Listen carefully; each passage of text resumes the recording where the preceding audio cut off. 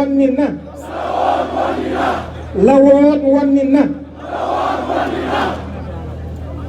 mbokk yi ñoo ngi leen di nuyu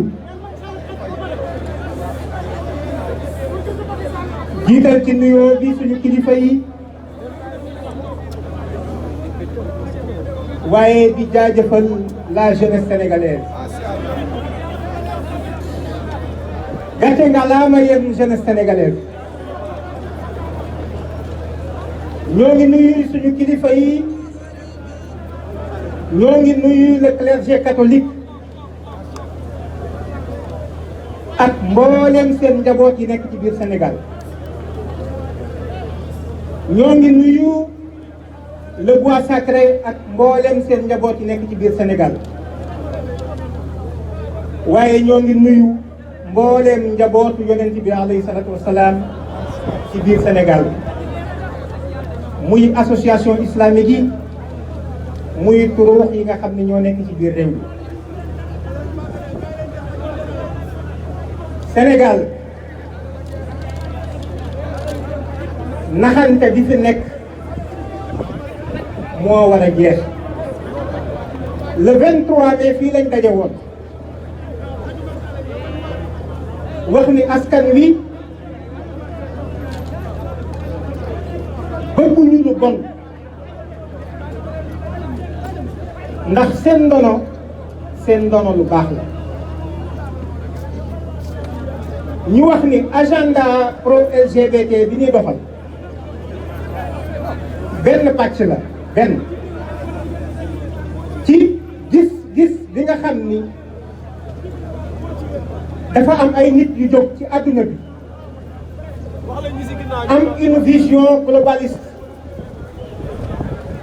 jàpp ni ñoom ñoo am xam-xam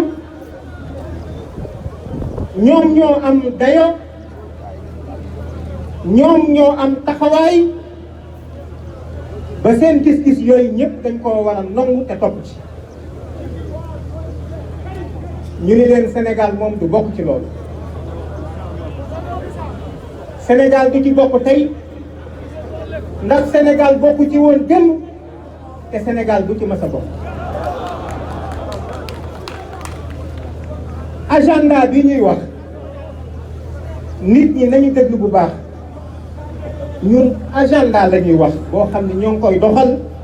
ci turu askanu Sénégal est-ce que xam ngeen ni réew mi lu fi mën di dox est-ce que xam ngeen ni ci seen tur ak sama tur lañ koy def est-ce que xam ngeen ni lépp lu ñuy def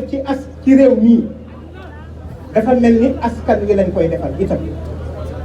ndax principe gouvernement du peuple pour le peuple et par le peuple la kon ndeke lu ñu fiy def lu mu mën a doon képp ko toog ni sama yoon nekku ci xamoo li xew man yéen gàcce gàllaama la jeunesse sénégalaise particulièrement ak jigéen ñu am jom ñu am ngor ñu am fulla ñuy toog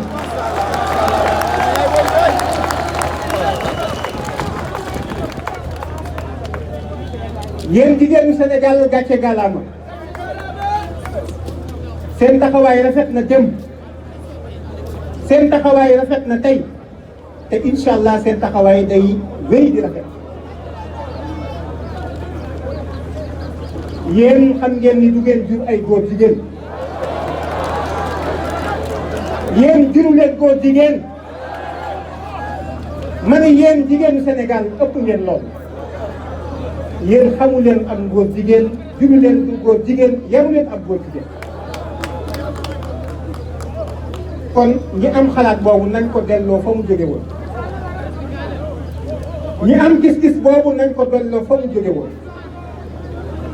ma ne ñi am yitte jooju ak yéene jooju nañ ko delloo fa mu jóge woon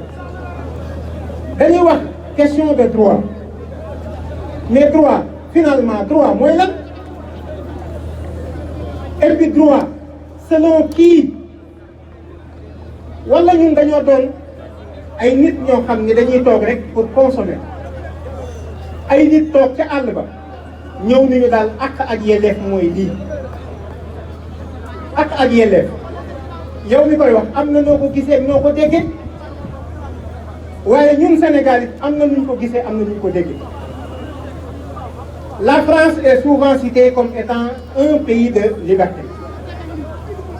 Et pourtant bu ma fa demoon ni dama bëgg ñaari soxna ñun la tere nañ la ko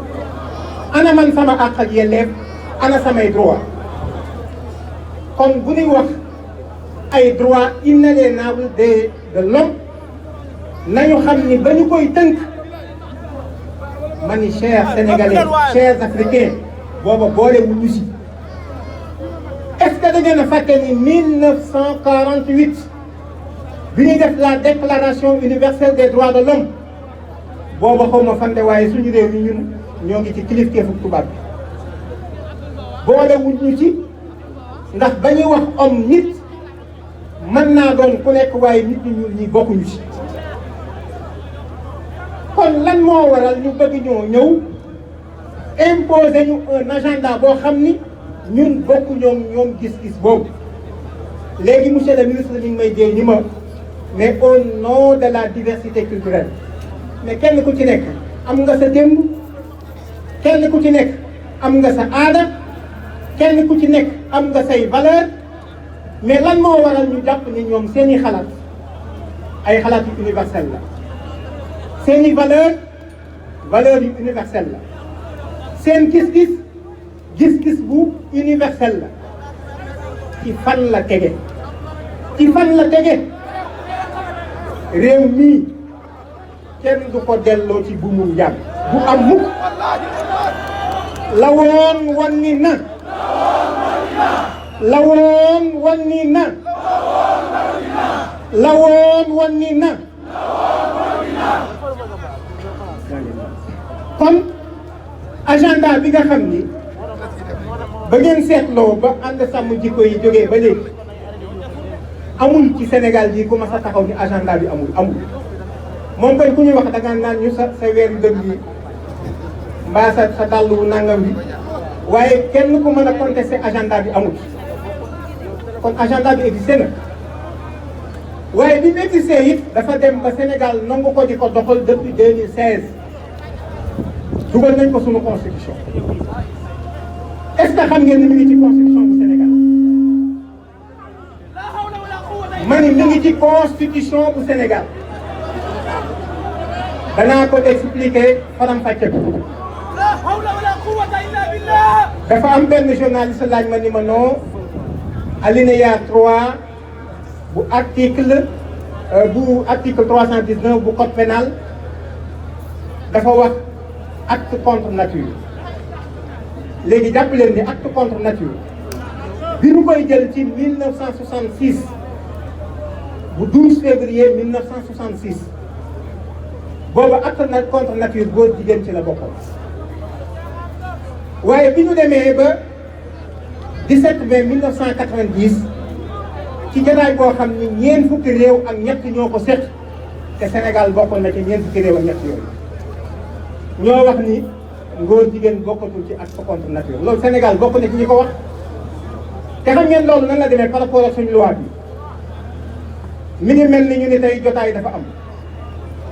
benn sees moo fi nekk benn toogukaay waaye préfet dana ñëw gouverneur dana ñëw président dana ñëw te benn toogoo fa nekk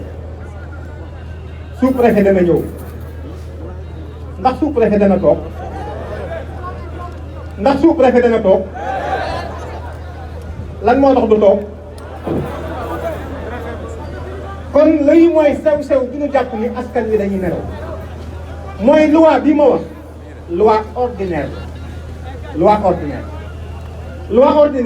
loi organique moo ko tiim mooy kilifa loi organique loi constitutionnelle moo ko tiim ma nga ca kawam te mboole seen loi yooyu yëpp am na lu ñuy wax loi supranationale moo tiim mbooleem lu ñu voté ci Sénégal te lii may wax nii loi supranationale la constitution bu Sénégal dafa wax nii les traités et conventions régulièrement signés et ratifiés ont dès leur publication une autorité supérieure à celle des lois kon lu Sénégal dégganteeti ca bitim réew moo tiim loi yi mu fekkoon ci biir réew yi bu fekkee jàllale nañ ko ci procédure bi te ñeen ko seqal tamit doxal ko